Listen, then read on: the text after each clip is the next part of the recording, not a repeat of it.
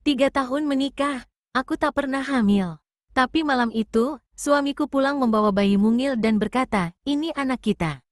Aku pikir ini keajaiban, sampai aku menyadari, aku bukan satu-satunya yang mengingatnya. Apa jadinya jika yang kau peluk bukan sekadar bayi, tapi bagian dari masa lalu yang kau tolak? Klik subscribe dan nyalakan loncengnya, karena cerita ini akan mengguncang hatimu, pelan-pelan, sampai akhir.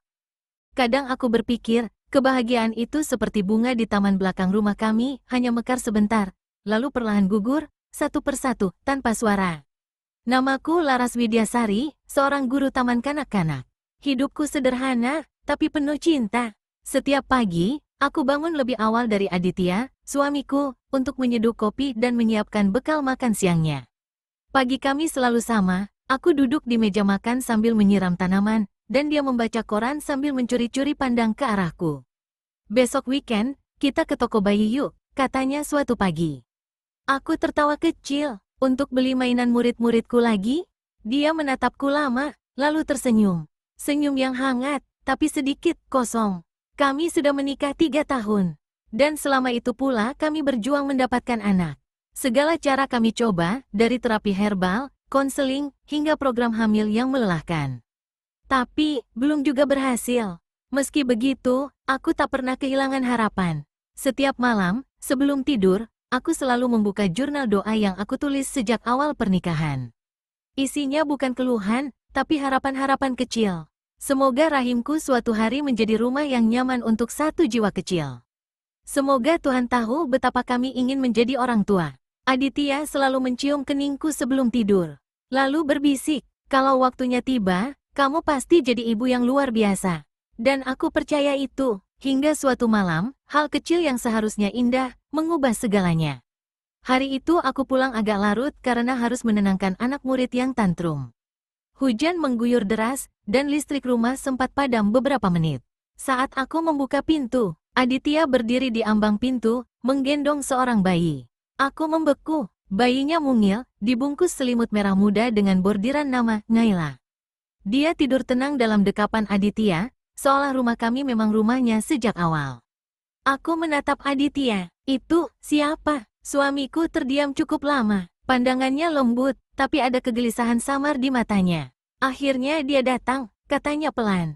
Ini, anak kita, Laras. Jantungku seperti terhenti. Apa maksudmu? Aku belum pernah hamil. Aditya menatapku lebih dalam, lalu mengusap pipiku yang mulai basah oleh gerimis yang ikut masuk bersama angin. Ia tak menjawab langsung, hanya memelukku dengan satu tangan, satu lagi masih menggenggam bayi yang katanya, anak kita. Dan malam itu, rumah yang biasanya tenang, tiba-tiba terasa terlalu sunyi. Terlalu sunyi untuk sebuah keluarga yang baru saja lengkap. Aku duduk terpaku di sofa ruang tamu. Lampu gantung masih berkedip-kedip, setengah padam akibat hujan yang baru saja reda. Di hadapanku, Aditya sibuk menyiapkan tempat tidur untuk bayi itu, Naila, begitu katanya. Aku tahu ini tiba-tiba, ucapnya tanpa menatapku. Tapi aku mohon, percayalah padaku kali ini. Percaya? Bagaimana aku bisa mempercayai sesuatu yang bahkan tak bisa dijelaskan oleh logika paling sederhana? 3 tahun menanti kehadiran seorang anak. 3 tahun penuh tangis diam-diam di kamar mandi, melihat hasil tes kehamilan yang terus negatif. Dan sekarang, tanpa peringatan, tanpa luka, tanpa kehamilan, aku menjadi seorang ibu. Dari mana kamu dapatkan bayi ini? Tanyaku dengan suara gemetar. Aditya, aku serius. Ia menoleh. Tatapannya berat. Aku menemukannya, suaraku meninggi, di depan pintu rumah ini. Dalam keranjang, ada suratnya, Laras. Katanya, dia dititipkan untuk kita. Aku meraih surat itu. Sebuah kertas kecil terlipat rapi, hanya berisi 3 baris tulisan tangan. Tolong rawat dia. Dia lahir untuk kalian. Jangan tolak darah yang sudah dipilihkan. Tanganku gemetar. Tak ada nama pengirim. Tak ada penjelasan. Hanya surat dan bayi. Naila tiba-tiba menangis, pelan, tapi tajam seperti gema dalam lorong sempit. Aditya langsung menggendongnya. Anehnya, Naila segera tenang begitu berada dalam pelukannya. Aku menatap mereka. Ada yang tak bisa kujelaskan. Sesuatu yang menekan dadaku seperti rasa bersalah atau rasa takut. Malam itu, saat semuanya tertidur, aku tak bisa memejamkan mata. Aku hanya memandangi langit-langit kamar kami yang kini asing. Lalu, untuk pertama kalinya dalam hidupku, aku menulis di jurnal doaku dengan tangan gemetar. Tuhan, jika ini benar-benar anugerah, kenapa aku merasa seperti sedang kehilangan sesuatu? Malam berlalu dalam hening yang mencurigakan. Aku bangun saat jam menunjukkan pukul 2.47 dini hari. Udara di kamar terasa lebih dingin dari biasanya, padahal jendela tertutup rapat. Aditya masih tertidur lelap, Naila terbaring di boks kecil di sudut kamar, berselimut halus warna merah muda. Tapi sesuatu membangunkanku, sesuatu yang tidak seharusnya ada. Tangisan bayi, tapi bukan dari Naila. Tangisannya datang dari arah loteng, ruangan yang selama ini selalu dikunci. Tempat Aditya menyimpan barang-barang lama, katanya. Awalnya aku pikir aku hanya berhalusinasi.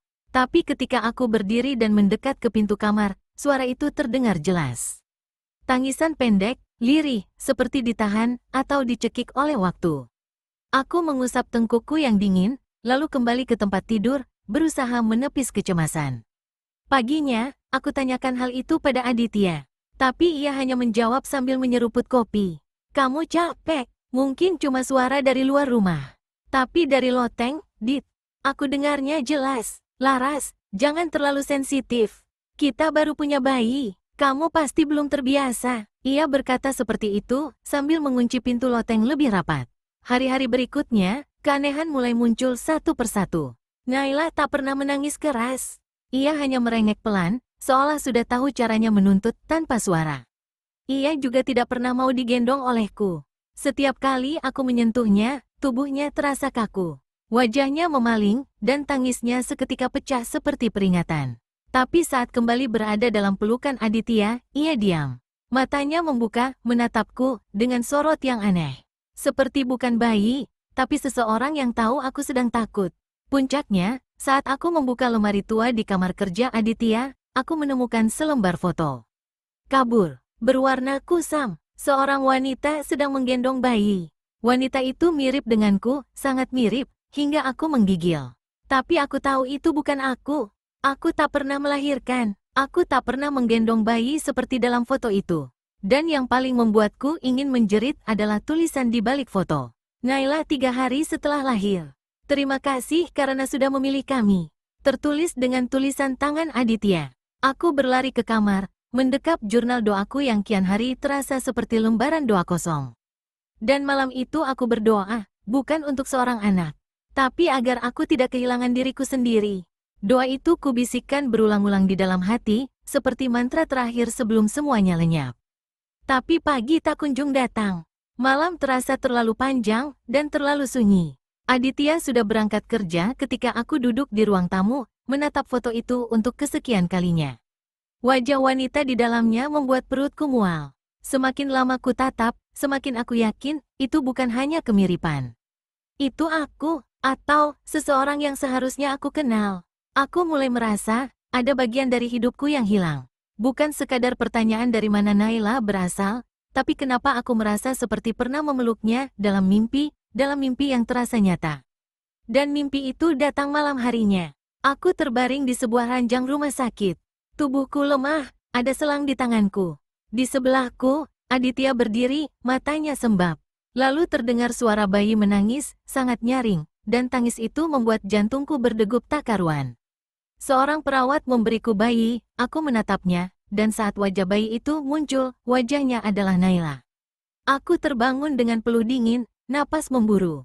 Itu hanya mimpi, tapi mimpi yang terasa seperti kenangan. Hari itu, aku memutuskan mencari tahu. Diam-diam, aku pergi ke rumah sakit bersalin tempat aku dan Aditya dulu berkonsultasi soal program hamil.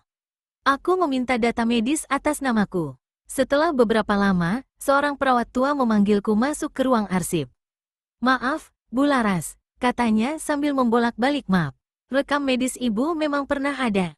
Tapi, entah kenapa, semua dokumen ibu sudah ditarik dan dihapus 2 tahun lalu. Aku mengerutkan kerutan. Dihapus? Oleh siapa? Perawat itu ragu sejenak, lalu berbisik, kami dapat surat permintaan resmi atas nama suami ibu. Jantungku mencelos. Dalam perjalanan pulang, kepalaku penuh pertanyaan. Apa yang berusaha Aditya sembunyikan dariku? Sesampainya di rumah, aku masuk kamar Naila. Ia sedang tidur, Tapi ada yang berbeda. Wajahnya tidak seperti bayi biasanya. Aku mendekat, berusaha menyentuh pipinya. Dan ketika tanganku nyaris menyentuh kulitnya, matanya tiba-tiba membuka, menatapku lurus. Dan untuk sepersekian detik, aku melihat diriku sendiri di dalam matanya. Bukan seperti pantulan cermin, tapi seperti aku pernah ada di dalam dirinya. Aku mundur, napasku tercekat. Dan malam itu, aku akhirnya sadar. Aku tidak hanya takut kehilangan diriku. Aku mulai ragu, apakah aku masih utuh sebagai diriku. Dan keraguan itu menuntunku ke tempat yang selama ini kutakuti, loteng. Sejak malam pertama Naila datang, aku tahu suara itu bukan mimpi. Tangisan samar yang muncul dari atas kamar, kadang hanya berupa suara langkah ringan, kadang bisikan yang lenyap begitu aku mendekat. Hari itu, saat Aditya sedang lembur, aku berdiri di bawah tangga kayu menuju loteng, memegang kunci yang diam-diam kuambil dari gantungan di laci dapur.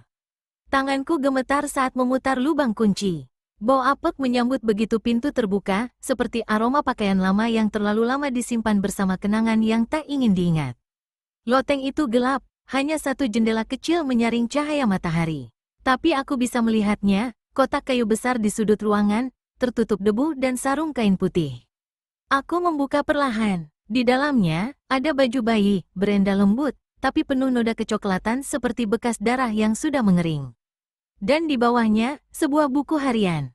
Tanganku bergetar saat membaca halaman pertama. Tulisannya rapi, tertulis nama, Laras W, itu tulisanku. Tapi aku tidak pernah menulis buku ini. Hari ini aku mendengar suara itu lagi dari perutku. Seperti bayi yang belum siap lahir. Tapi aku tahu dia di sana. Dan dia tahu aku belum siap juga. Setiap halaman semakin membuatku ingin menangis. Ada tulisan tentang rasa sakit. Tentang mimpi bertemu seorang bayi yang memanggil, "Ibu," di lorong rumah sakit. Tentang bisikan-bisikan dari dalam rahim yang kosong. Dan di halaman terakhir, ada kalimat yang membuat tubuhku lunglai. Jika suatu hari kau kembali, dan bayi itu datang, jangan tolak dia. Karena jika kau menolaknya lagi, dia takkan pergi sendirian. Aku tak tahu mana yang lebih menakutkan, kenyataan bahwa aku mungkin pernah hamil dan melupakannya, atau kenyataan bahwa aku tak pernah hamil, tapi pernah berhubungan dengan bayi yang sama dalam dimensi lain dari diriku. Malamnya, aku menatap wajah Naila saat ia tidur. Ia tampak damai, tapi aku tahu, bayi ini bukan hanya membawa kehidupan baru ke rumah ini. Ia membawa luka lama yang belum pernah sembuh. Dan mulai malam itu, aku tahu apa yang harus kulakukan. Aku harus mengingat apa yang pernah kulupakan. Sebelum semuanya mengingatkanku, dengan cara yang jauh lebih menyakitkan. Keesokan harinya, aku memulai pencarian, bukan di luar rumah, tapi di dalam diriku sendiri. Di tempat-tempat sunyi yang selama ini kututup rapat dengan kesibukan dan harapan palsu. Aku kembali ke kamar kerja Aditya. Di sana, aku menemukan sebuah map coklat tersembunyi di belakang laci meja. Di dalamnya ada lembaran hasil USG atas nama Laras Widyasari. Tanggalnya, 2 tahun lalu. Aku pernah hamil, tubuhku limbung, kepalaku berdenyut. Bagaimana mungkin aku melupakan sesuatu sebesar itu? Kehamilan bukan sesuatu yang bisa hilang begitu saja dari ingatan. Kertas-kertas itu seakan bicara dalam diam, bukti yang selama ini dikubur, bukan oleh waktu, tapi oleh kehendak seseorang. Dan aku tahu siapa yang harus kujawab malam itu. Ketika Aditya pulang, aku menunggunya di ruang makan. Map hasil USG dan buku harian tergeletak di meja. Ia terpaku, matanya langsung gelap. "Kamu menghapus semuanya dari hidupku," suaraku pelan, tapi menggigil. "Kenapa, Dit? Kenapa kamu sembunyikan semuanya?" Ia tak langsung menjawab, hanya menunduk, lama sekali, sebelum akhirnya berkata, "Karena kamu hampir mati." Aku terdiam. 2 tahun lalu, kamu keguguran. Tapi kamu gak cuma kehilangan janin. Kamu juga kehilangan kesadaran, Laras. Kamu terus menjerit di rumah sakit.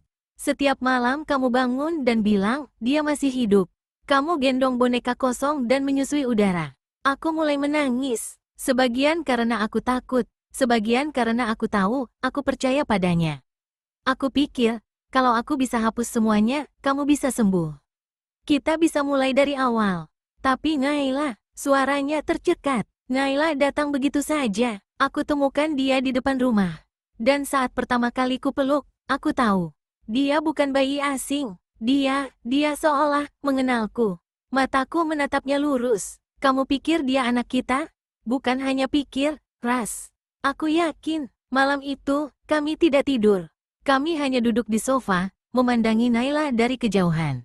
Bayi itu tertidur damai, tapi ketenangan itu justru menyayat. Karena dalam tidur Naila, aku mendengar bisikan samar, entah dari dalam kepalaku, atau dari tempat yang lebih gelap. Ibu, kau pernah menolak aku. Tapi aku kembali, dan kali ini, aku tidak akan pergi sendiri. Aku mulai bertanya, bukan lagi soal siapa Naila, tapi siapa aku bagi Naila. Pertanyaan itu menempel di kepalaku seperti bisikan lembut yang berubah menjadi jeritan tanpa suara. Sejak malam pengakuan Aditya, aku tidak lagi melihat Naila sebagai sekadar bayi. Ia adalah teka-teki hidup yang membawa bagian dari masa laluku yang hilang, dan entah mengapa, aku merasa bersalah padanya. Beberapa hari setelahnya, aku memutuskan pergi ke tempat terakhir yang masih terasa asing dalam hidupku, klinik bersalin kecil di pinggir kota, yang sudah tutup dan nyaris terbengkalai. Dari dokumen-dokumen lama, aku tahu, disinilah aku pernah dirawat. Tapi ada yang aneh, di dinding klinik itu, tergantung foto perawat dan bidan yang dulu bekerja di sana. Dan salah satu wajah di sana, aku kenal. Bu Rini, perempuan tua yang dulu pernah menolongku saat aku mengajar di TK, ketika aku pingsan karena stres. Waktu itu aku mengira dia hanya tetangga dari muridku. Tapi hari itu, aku tahu dia lebih dari sekadar kebetulan. Aku menemui rumahnya yang sunyi, dipenuhi aroma bunga sedap malam yang terlalu kuat. Ia membuka pintu dengan tatapan tenang, seolah sudah menungguku sejak lama. Kamu akhirnya datang juga, katanya, seperti menyambut seseorang yang tersesat pulang. Di ruang tamunya yang redup cahaya, ia mengeluarkan sebuah boneka kecil dari lemari kayu tua. Boneka itu kusut, usang, dan sangat familiar. Ini bonekanya Naila, katanya pelan. Naila, aku tercekat. Ia menatapku dalam-dalam. Bayi yang kau tinggalkan 2 tahun lalu, karena kau tak kuat menerimanya lahir tanpa nyawa. Tapi dia tetap hidup, Laras. Di antara dunia yang kau tolak dan dunia yang tidak mau menerimanya. Aku ingin menyangkal, tapi tubuhku lemas. Kenangan, mimpi-mimpi itu, semuanya seperti menyatu dan membentuk satu kepingan kebenaran yang selama ini hilang dari hidupku. Dia kembali karena kamu belum selesai. Dan dia belum sempat mencium ibunya. Aku menangis, lalu kenapa sekarang dia hidup? Kenapa dia bisa kembali? Bu Rini hanya menatap ke jendela. Kadang, cinta seorang ibu terlalu kuat untuk membiarkan kematian menghapus segalanya. Tapi jika kau menolak cinta itu 2 kali, dia takkan bisa pulang sendiri. Dia akan menjemputmu. Malam itu aku pulang dengan tubuh lunglai. Dan saat aku masuk kamar, aku lihat Naila sudah duduk, bukan berbaring. Duduk seperti anak yang lebih tua, menatapku, seolah menunggu sesuatu. Aku mendekat, ia mengangkat tangannya, ingin digendong. Untuk pertama kalinya, aku tak menolak. Tanganku gemetar saat menyentuh kulitnya, dan saat itu juga, rasanya seperti memegang sesuatu yang pernah hilang dari tubuhku sendiri. Dan dalam pelukanku, Naila berbisik bukan dengan suara, tapi dalam pikiranku. Akhirnya, ibu memilihku, seharusnya aku takut. Tapi malam itu, untuk pertama kalinya, aku tidak gemetar karena dingin atau karena ketakutan. Aku justru merasa hangat. Ada sesuatu dalam pelukan itu yang anehnya terasa benar. Bukan seperti pelukan seorang ibu pada bayinya, tapi seperti 2 jiwa yang terpisah terlalu lama dan akhirnya dipertemukan kembali. Tapi kebahagiaan itu bertahan hanya sekejap. Besok paginya, aku bangun dengan tubuh terasa berat. Napasku pendek. Keringat dingin membasahi leher dan punggung. Aditya panik. Ia mengguncang tubuhku, memanggil-manggil namaku. Tapi aku mendengar suaranya dari kejauhan, seperti berada di dasar air. Dan dalam diam itu, aku mendengar suara Naila menyanyi. Suara bayi, nyaris seperti melodi yang tak punya nada. Tapi setiap alunannya menuntunku makin jauh dari dunia ini. Makin dalam. Malamnya, Bu Rini datang tanpa diundang. Ia berdiri di depan pintu, membawa tas kecil dan setangkai bunga melati segar. Ini saatnya kamu memilih, katanya tanpa basa-basi. Memilih apa? Menjadi ibunya sepenuhnya, atau melepaskan semuanya, termasuk dirimu sendiri. Aku menunduk, napasku mulai berat lagi. Dunia terasa berputar. Bu Rini duduk di sampingku, menggenggam tanganku. Kau sudah memeluknya, tapi kau belum mengampuni dirimu. Selama kau masih menganggap Naila sebagai kutukan, dia akan terus menjadi pintu yang menarikmu ke dalam bayangan masa lalu. Aku terdiam lama, lalu aku bangkit dan berjalan ke kamar Naila. Ia sedang berdiri di boksnya. Berdiri, padahal tubuhnya masih mungil, belum waktunya bisa berdiri sendiri. Tapi ia tersenyum, senyum yang tak seperti bayi. Aku mengangkatnya, mendekapnya erat. Dan malam itu, aku berkata dengan suara tercekat. Kalau kau memang anakku, aku tak akan menolakku lagi. Kalau kau datang untuk tinggal, tinggallah. Tapi kalau kau datang untuk menjemputku, jangan pergi sendirian. Bawalah aku bersamamu. Aditya masuk dan melihatku menangis sambil memeluk Naila erat-erat. Laras, kamu bicara apa? Aku hanya menoleh sebentar, lalu tersenyum. Dia bukan mimpi, Dit. Dia juga bukan kutukan. Dia adalah bagian dari luka kita, yang tak pernah sempat kita sembuhkan. Malam itu, tidak ada suara. Tidak ada tangis. Tidak ada langkah dari loteng. Hanya keheningan. Dan keesokan paginya, aku bangun. Tapi Naila tidak ada. Tak ada boks bayi. Tak ada selimut merah muda. Tak ada suara tangis. Dan yang lebih aneh, Aditya tidak ingat bahwa Naila pernah ada. Pagi itu, Nadia melihatnya tanpa curiga. Ia mengira itu undangan butik atau acara sosial dari salah satu relasi Rangga. Tapi begitu dibuka, amplop itu menyimpan sesuatu yang membuat udara di sekelilingnya terasa dingin. Sebuah kartu undangan pernikahan. Desainnya mewah, kertasnya tebal berlapis embos emas. Di bagian tengah, tertera nama pengantin. Rangga Aputra dan Dinda Ayuning Tias. Sabtu, tanggal 5 Mei, pukul 16 waktu Indonesia Barat, Hotel Aruna Grand Ballroom. Tangan Nadia gemetar, napasnya tercekat. Ia membaca ulang nama itu. Berkali-kali, tapi tak ada kesalahan. Itu nama suaminya, Rangga. Dan yang lebih mengguncangkan, ia memang benar-benar diundang. Sebagai tamu kehormatan, tidak ada penjelasan lain. Ia menatap kosong ke arah jendela. Burung-burung pagi yang kemarin terdengar merdu kini seperti bisikan ejekan yang kejam. Beberapa saat kemudian, langkah Rangga terdengar di tangga. Ia baru pulang setelah 2 malam menginap di luar kota untuk urusan proyek, begitu katanya. Ia bersikap biasa saja, bahkan mengecup pipi Nadia seperti tak terjadi apa-apa. Nadia menyembunyikan undangan itu. Belum saatnya bertanya. Ada sesuatu yang lebih besar dari sekadar marah. Malam harinya, saat Rangga tertidur di sampingnya, Nadia duduk di lantai kamar dengan lampu temaram. Ia membuka laptop, mencari nama Dinda Ayuning Tias. Tak banyak informasi, hanya satu akun Instagram terkunci dengan foto profil seorang wanita muda bergaun putih, berdiri di samping bunga melati. Ia lalu membuka kembali undangan itu. Di pojok kanan bawah tertulis, acara ini akan menjadi awal dari kisah indah 2 jiwa yang dipersatukan takdir. Nadia menghela napas dalam. Tidak ada perceraian, tidak ada perpisahan. Lalu pernikahan apa ini? Ia tak menangis. Tidak malam itu. Esoknya, ia memutuskan menghubungi seseorang. Seseorang yang sudah lama tidak ia temui. Seseorang yang hanya akan ia cari jika benar-benar dibutuhkan. Halo, suara berat di seberang telepon terdengar. Kamu masih ingat aku? Suara Nadia tenang, nyaris dingin. Selalu, jawab suara itu cepat. Ada apa? Nadia menatap undangan itu sekali lagi sebelum menjawab. Aku diundang ke pernikahan suamiku.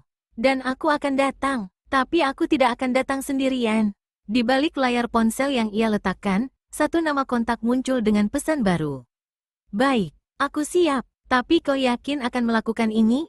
Nadia mengetik pelan. Yakin, ini bukan soal balas dendam. Ini soal harga diri. Malam itu sunyi sekali, tapi untuk pertama kalinya dalam hidupku, sunyi itu terasa damai. Bukan karena Naila sudah pergi, tapi karena aku tak lagi berusaha menahannya untuk tinggal. Dan dalam kepergiannya yang tanpa suara, ia meninggalkan ruang di dalam diriku yang dulu dipenuhi rasa bersalah. Kini, ruang itu diisi oleh pengertian bahwa tidak semua kehilangan harus dicari kembali. Beberapa minggu kemudian, aku mengajar anak-anak seperti biasa. Suatu hari, salah satu muridku, Melati, menggambar sebuah gambar keluarga. Ia menunjuk seorang sosok kecil dengan rambut halus dan mata besar. Itu adik bayiku, Bu Laras. Dia belum lahir, tapi aku sering mimpi dia tersenyum. Aku membelai rambutnya pelan. Dia pasti sangat sayang sama kamu. Anak-anak memang selalu tahu hal-hal yang tidak kita mengerti. Kadang dunia mereka lebih dekat ke sisi lain yang kita takut lihat terlalu dalam. Setiap sore, Aku menyiram tanaman di taman belakang rumah. Bunga melati yang dulu kupikir akan mati karena cuaca, kini mulai mekar perlahan. Dan di antara semak bunga itu, ada satu bunga kecil berwarna putih keperakan yang belum pernah aku tanam. Aku menatapnya lama. Aku tak lagi bertanya, dari mana datangnya. Kini aku tahu, beberapa kehadiran tak perlu penjelasan, cukup dirasa dan dihormati. Dan tentang Aditya, kami tidak membicarakan Naila lagi. Tidak karena melupakan, tapi karena kami sepakat menyimpannya di tempat yang lebih dalam dari kata-kata. Sesekali, saat ia memelukku lebih erat dari biasanya, aku tahu dia juga masih mengingat. Meskipun tak pernah mengakuinya, malam-malamku kembali tenang. Tak ada tangisan dari loteng. Tak ada bayangan di kaca. Hanya suara angin dan ketukan lembut waktu yang terus berjalan. Dan meski tubuhku belum pernah mengandung seorang anak, jiwaku pernah menjadi rumah bagi seseorang yang memilih datang melalui jalan yang tidak biasa. Kini, aku bukan lagi wanita yang kehilangan. Aku adalah ibu dari sesuatu yang tak bisa kulihat, tapi akan selalu kutemui. Di dalam setiap detak pelan yang tak pernah benar-benar pergi. Pesan penutup, cinta tak selalu harus memiliki bentuk yang dapat disentuh. Kadang ia hadir sebagai pengingat bahwa jiwa pun bisa hamil oleh harapan, luka, dan pengampunan. Dan setiap kehilangan yang kita peluk dengan ikhlas, akan selalu menemukan jalannya untuk kembali. Entah sebagai anak, sebagai cahaya, atau sebagai bagian dari diri kita yang paling sunyi.